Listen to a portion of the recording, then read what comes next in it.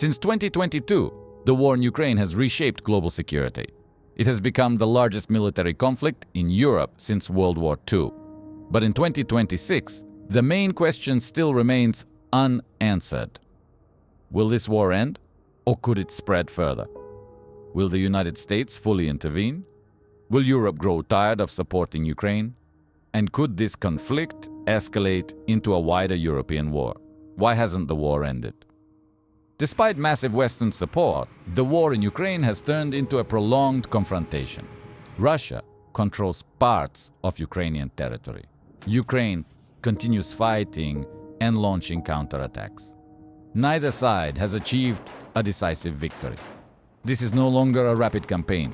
It is a war of resources, industry, and endurance. And wars like this often last for years. Will the US fully intervene? The United States has provided Ukraine with weapons, intelligence, and financial aid. But one line has not been crossed. American troops are not fighting in Ukraine. The reason is simple. A direct clash between the United States and Russia would create the risk of nuclear escalation. Even the strongest NATO countries are trying to avoid this. So unless the war spreads onto NATO territory, full US military intervention remains unlikely. Will Europe grow tired? Europe faces a difficult choice. Supporting Ukraine is expensive, but Ukraine's defeat would be dangerous. If Russia achieves its goals, it could reshape European security for decades.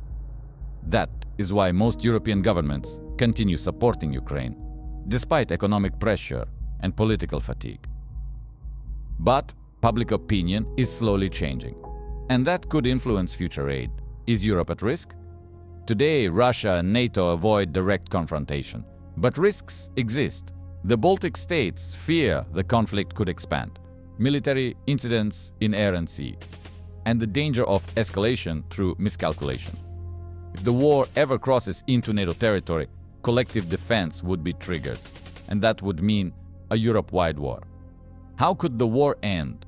There are only a few realistic end scenarios. A prolonged conflict lasting years, a negotiated settlement, a Ukrainian military breakthrough, or Russian escalation. Right now, the most likely scenario is a long war with shifting front lines.